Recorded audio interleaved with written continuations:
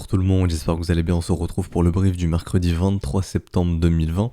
Alors aujourd'hui on va parler du Bitcoin mais très rapidement. Je vais vraiment essayer de me focus un petit peu sur les altcoins et essayer de réduire un petit peu le temps du brief parce que j'ai pas énormément de temps devant moi. Alors on va reparler un petit peu des options parce qu'on a l'expiration, notre grosse expiration qui arrive ce vendredi, donc le 25 septembre. On va retourner un petit peu sur la charte, on va parler aussi d'un fractal à surveiller. Et on parlera des altcoins bien entendu, hein. Donc ici Ethereum, XRP, Litecoin comme ça, mais très rapidement. Ensuite on ira voir SXP, Link, XLM et exceptionnellement IOST BTC, hein. Vous savez que je regarde les alts contre le BTC quand on fait la stratégie SHAD. On me demande oui tu peux regarder KMD, ADX, etc. Je vois vos messages bien entendu, mais on ira voir tout ça quand on fera de la stratégie SHAD. Pour le moment on va se focus un petit peu sur tout ce qui est USD, USDT. Alors, on va parler directement des options. Rappelez-vous, hein, pour les options, on a vraiment un gros niveau d'intérêt sur les 11 000. Je le répète, c'est un petit peu la zone de combat, hein. Beaucoup veulent voir un Bitcoin sous les 11 000 pour cette expiration du 25 septembre. C'est normal, entre guillemets, en tout cas, c'est cohérent de voir un rejet sur ce niveau.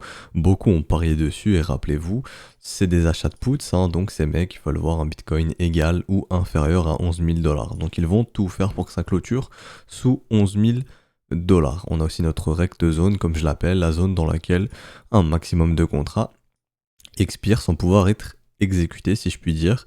Et tous ces gens qui ont vendu ces contrats gardent les primes dans leur poche, hein. Donc les primes, c'est l'assurance. On a aussi un gros niveau d'intérêt sur ces 12 000 $, au niveau des achats de calls. Donc beaucoup auraient intérêt à avoir un Bitcoin supérieur ou égal à 12 000. Je sais pas si d'ici 2 jours on sera au-dessus des 12 000 $, hein, donc c'est vrai, voilà, ça m'a l'air assez compliqué, même si le marché est possible de tout. Mais on surveillera vraiment cette zone des 11 000 $. Et ensuite la prochaine grosse zone d'intérêt, en tout cas la prochaine échéance, hein, où l'intérêt commence à beaucoup se faire, c'est pour cette fin d'année. Il me semble que c'est le 25 décembre, hein, et du coup on se focusera un petit peu sur cette échéance, on ira voir un petit peu ce qui se passe. De ce que j'ai vu, il y a quand même beaucoup d'achats de puts à 3000, je vous avais expliqué pourquoi, hein, parce que le delta est ridicule, donc le prime coûte presque rien du tout. Donc c'est un pari assez, assez fou, j'ai envie de dire. Parier quand même actuellement à 3000 $, hein, alors qu'on est à 10 400, c'est un pari assez fou. Très peu probable, hein. Les probabilités c'est pas moi qui les fais, si jamais vous pouvez les trouver sur Skew, j'avais montré le site où on vous donne les probabilités. On est sur des probabilités très faibles, donc un delta très faible, mais potentiellement gros gain si jamais Bitcoin se retrouve sous 3000 en décembre. Je sais pas où sera Bitcoin en décembre, mais il faut savoir que voilà, il y a quand même pas mal d'intérêt au niveau des 3000, ça ne veut pas dire qu'on va y aller, et on va suivre ça ensemble, et surtout que l'intérêt va énormément bouger, hein, d'ici le mois de décembre, on en est encore assez loin, l'intérêt devrait pas mal bouger. Surtout suite à cette expiration, où beaucoup d'acteurs de ce marché vont commencer à se focus sur la prochaine grosse échéance, comme je l'ai dit, qui sera fin décembre. Mais voilà, pour l'instant on s'en fout, nous on se focus sur le 25 septembre, et pour l'instant, gros niveau d'intérêt sur les 11 000, beaucoup qui défendent le niveau des 11 000 $. Je voulais vous parler d'un petit fractal qu'il faudra surveiller, hein. Donc ici on le verra pas sur les contrats futurs, j'ai regardé avant, du coup on va aller chercher ça sur Spot, hein. Hop, donc voilà, bon ça c'était le smiling setup, rappelez-vous, hein, ceux qui ont été fill sur la neckline, leur stop est au-dessus de la structure initiale, le profit sur un retracement de moitié, on peut tirer du profit plus bas bien entendu, il n'y a pas de souci, mais ça c'est le setup de base, hein, et on avait vu aussi il y a ce gros creux, d'ailleurs qu'on vient de revoir, donc ce serait pas aberrant de revenir faire du business dans cette zone. Mais je voulais pas vous parler de ça. Je voulais vous parler un petit peu d'un fractal à surveiller qui était ici, hein. Donc ici par exemple vous voyez notre structure en R et derrière non c'est avalé en W et surtout pas de cassure du premier arrêt, et c'est pour ça que le premier arrêt joue un rôle très important, on peut le voir ici. Donc hop, on regarde un petit peu, on était au-dessus du premier arrêt, donc attention, tant que le premier arrêt ne cède pas, rien n'est gagné pour les bears, hein. On reste dans un mouvement tendanciel malgré qu'il y ait la structure, c'est pour ça qu'il faut faire super attention. Si les bulls inversent la dynamique juste derrière, on peut s'attendre à un énorme bear trap, et ensuite une accélération du cours, parce que tous les vendeurs qui sont rentrés ici, on va chasser la liquidité, et s'il y a des stops plus hauts, ou s'il faut aller chercher des niveaux de prix pour margin call, donc margin call c'est quand vous ne pouvez plus couvrir votre position, le marché va se faire un plaisir d'aller chercher tous ces niveaux, hein. Et ça peut vite partir en phase parabolique. Donc il faudra faire attention qu'on fasse pas la même chose, hein, qu'on fasse pas notre M derrière le W et la grosse accélération, hein, parce que je le répète, mais tant que le premier arrêt ne cède pas, attention, on reste dans un mouvement tendanciel. Donc attention quand même, ok? Et si on, par exemple, je vais essayer de coller un petit peu le mouvement comme ceci, hop, pour voir un petit peu l'accélération du mouvement, hein. Si on le recolle, je dis pas que le marché va faire ça, bien entendu, hein. Je dis juste que c'est une possibilité tant que notre premier arrêt ne cède pas. Attention, on reste dans un mouvement tendanciel, je le répète, ok. Et voilà, si on clone un petit peu le mouvement, on peut s'attendre à un mouvement parabolique, hein. Si jamais ici les vendeurs n'arrivent pas à instaurer de top définitif, on n'arrive pas à casser le premier arrêt pour changer de type de marché, de passer d'un marché en tendance à un marché en range. Donc il faudra faire assez attention. Ok, je voulais juste parler de ça sur Bitcoin. J'ai pas grand chose d'autre à dire, hein. Il s'est pas passé grand chose.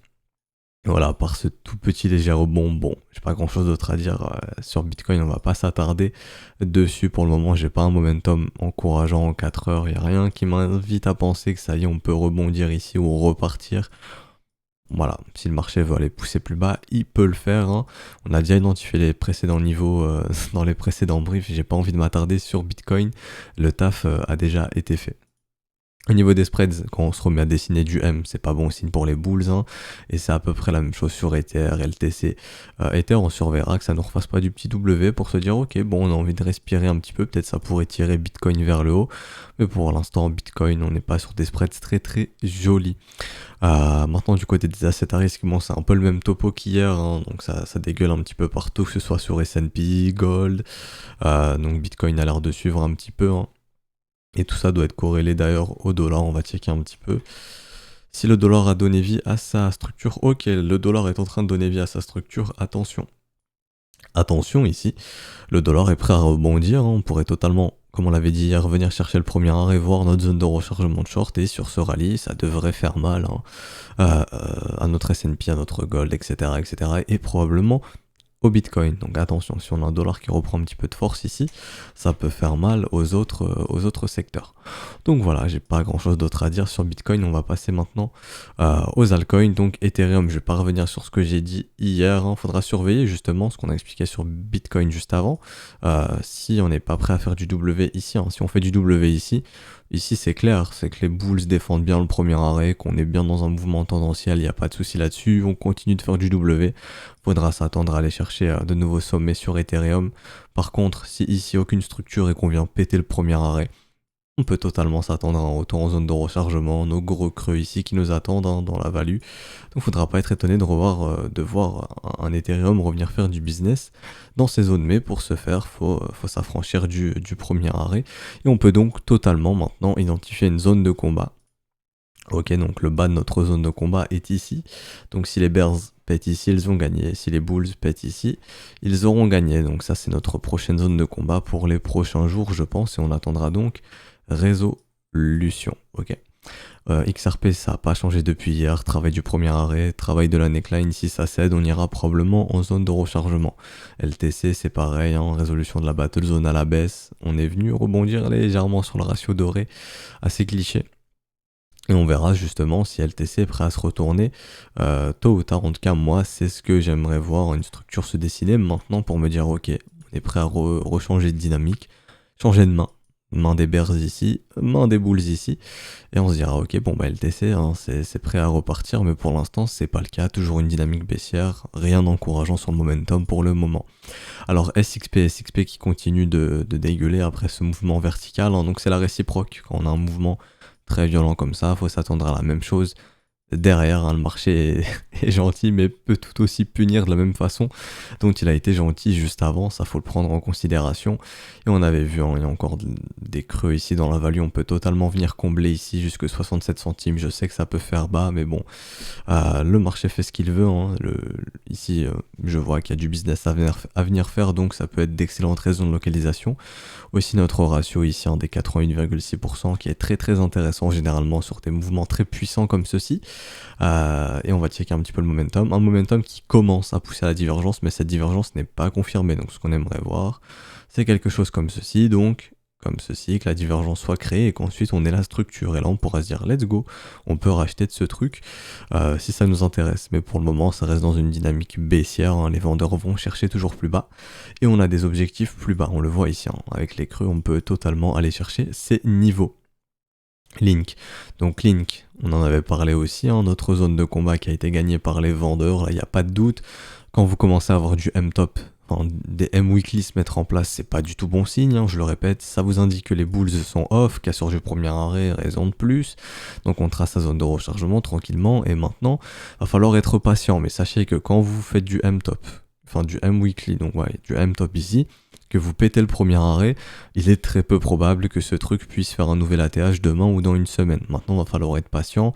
Ce marché va probablement mettre du temps. Il va falloir qu'il se ressaisisse, si je puis dire, avant de repartir. Et on peut voir ça, par exemple, avec du W. Encore une fois, vous connaissez les structures, hein, qui vous annoncent, en tout cas, qui vous confirment que la dynamique change demain et que ce marché est potentiellement prêt à repartir.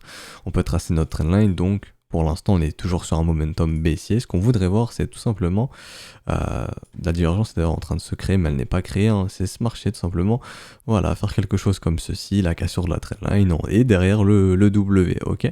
Idéalement dans la zone de rechargement plus bas, bon après ça dépend, hein, ça c'est les raisons de localisation, on peut en trouver plein, comme nos creux dans la value, etc. Et on a des creux dans la value, il y en a encore plus bas, il y en a un ici, il y en a un ici, donc si ce marché veut continuer de pousser un peu plus bas, il peut le faire. On a l'information que les vendeurs sont de retour, qu'ils ont la dynamique, et ce marché peut pousser plus bas sans trop de soucis. Pour l'instant, j'ai rien qui m'annonce que ce marché est en train de trouver un bottom ou a trouvé un bottom. Rien du tout. Si ce marché veut aller pousser plus bas, il pourra aller pousser plus bas. XLM, alors, je vais supprimer ça. Petit doublon, hop, on supprime.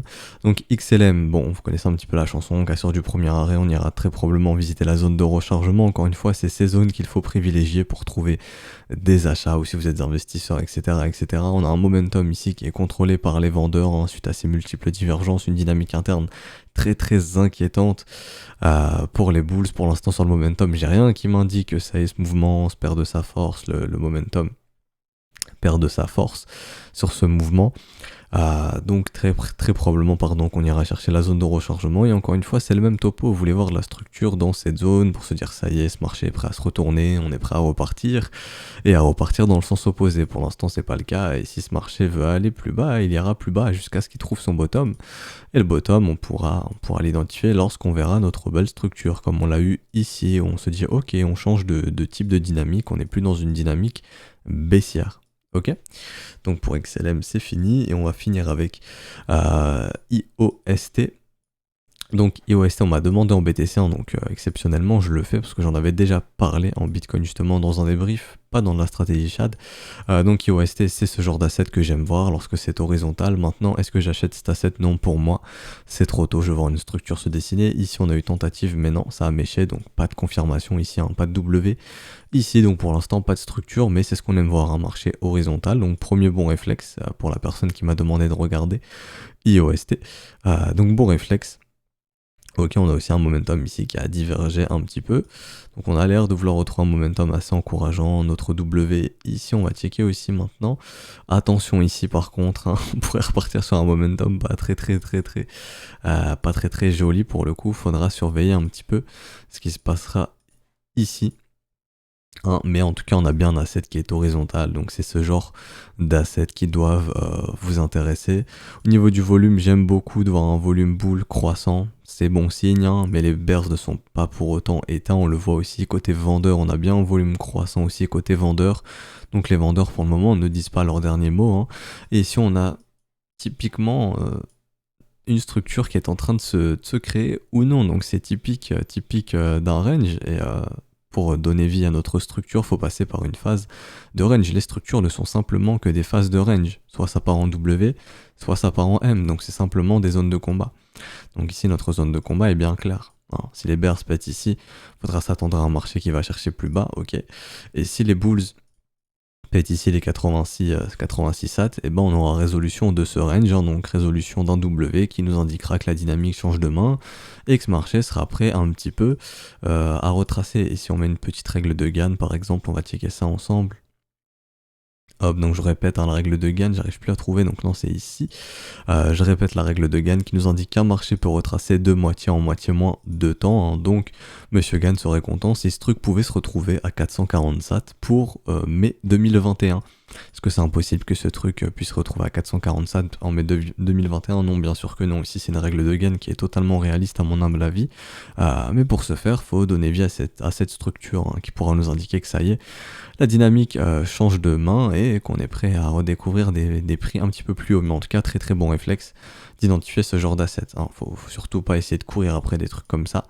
On identifie quand c'est horizontal, personne s'y intéresse, la structure prend vie.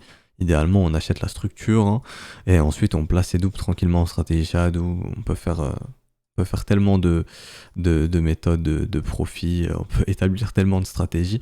On peut même combiner de la stratégie shad avec d'autres stratégies, hein. Par exemple, se dire ok. Bon, là c'est une hypothèse, hein, mais se dire ok, j'achète le W, si on vient casser la structure initiale, je sors, mais je fais une prise de profit à la stratégie shad. Donc là vous n'êtes pas en stratégie shad, bien entendu, je le répète, stratégie shad, il n'y a pas de stop. Mais si vous voulez inclure des stops, ça peut totalement se faire, mais on peut totalement faire aussi de la prise de profit en stratégie shad, donc vendre la moitié au double, je sais pas moi, vendre un tiers au triple, etc. etc. etc. On peut changer beaucoup de paramètres, on n'est pas obligé de faire exclusivement de la stratégie shad ou autre, ok, mais sachez que vous êtes sur quand même sur des assets, donc je parle des altcoins, hein. Vous êtes sur des assets assez peu liquides, très très volatiles, donc un stop généralement sur une structure ça peut vous coûter, voilà, ici on calcule, ça peut coûter par exemple 60%, c'est pour ça que la stratégie shad est assez adaptée sur ce genre d'assets, que ce soit les penny stocks ou que ce soit les altcoins ou tout genre d'assets qui sont très peu liquide et très très volatile, parce que les stops peuvent coûter énormément cher, hein. Et si vous mettez un stop par exemple à 10%, vous pouvez vous faire sortir très rapidement. C'est pour ça qu'aussi derrière la gestion du risque elle doit être bonne. Désolé, je fais une aparté, mais c'est très très important. Vous ne pouvez pas mettre 20% de votre capital ou 30% sur un asset. Voilà, si le truc varie de 20% une journée, perd 20%, vous allez le ressentir immédiatement. C'est pour ça qu'on vous recommandera toujours 5% maximum sur une idée de trade, hein. Et pour être honnête, 5% personnellement, à mon adhésion au risque, c'est un peu trop. Non, c'est un peu trop pour moi, en tout cas sur ce genre d'asset. Je suis au maximum à 1,5%, grand max 1,75%, grand max, ok. Donc voilà, mais bon, je comprends, certains ont beaucoup moins de capital, on s'en fiche un petit peu de la taille de capital, hein, que vous ayez 10 euros, 100 euros, 1000 euros, 1 million, 10 millions. Ce qui est important, c'est de pas générer de stress lorsque vous lancez une position. Et quand vous lancez une position, si vous avez du stress, c'est très probablement que vous êtes hors plan ou que la taille de position est trop grosse. Ou on peut se dire aussi, mais non, j'ai que des positions à 2%. Mais si par exemple, vous avez que des positions à 2%, mais que vous avez 30 stratégies chat de déclencher par exemple, et si tout le marché des alts va un petit peu dans le rouge, bah votre wallet peut prendre un petit peu cher. Dans ce cas-là, c'est que vous avez un petit peu trop de stratégies chat déclenchées, et ça c'est des leçons à prendre pour l'avenir, pour ne pas réitérer ces choses, hein, qui peuvent vous causer du tort, et donc vous dire ok, est-ce que je sors, est-ce que je reste, alors que le plan initial c'était stratégie chat, pas de stop, et on peut se retrouver à se poser la question de se dire oui, est-ce que je sors, est-ce que je sors pas. Et j'en parle un petit peu parce que j'ai vu circuler ça un petit peu dans le Discord. D'ailleurs, je vous invite à nous rejoindre, n'hésitez pas. J'ai vu ça circuler un petit peu dans le Discord, hein. Je suis très peu actif en ce moment, mais je lis quand même, hein, je vous lis toujours, et je reviendrai bientôt d'ailleurs, mais voilà, je vous lis toujours, et j'en profite un petit peu pour répondre un petit peu à ces petites interrogations, ou en tout cas apporter des petites hypothèses qui, j'espère, pourra vous aider. Voilà, donc je pense qu'on va s'arrêter ici pour aujourd'hui, hein. Si ce brief vous a plu, n'hésitez pas à laisser un petit pouce bleu, vous savez, ça récompense le travail, à vous abonner si ce n'est pas déjà fait, à nous rejoindre sur Discord, je le répète, le lien est en description et dans les commentaires. Je vous souhaite une excellente journée et on se retrouvera donc demain. Allez, ciao tout le monde.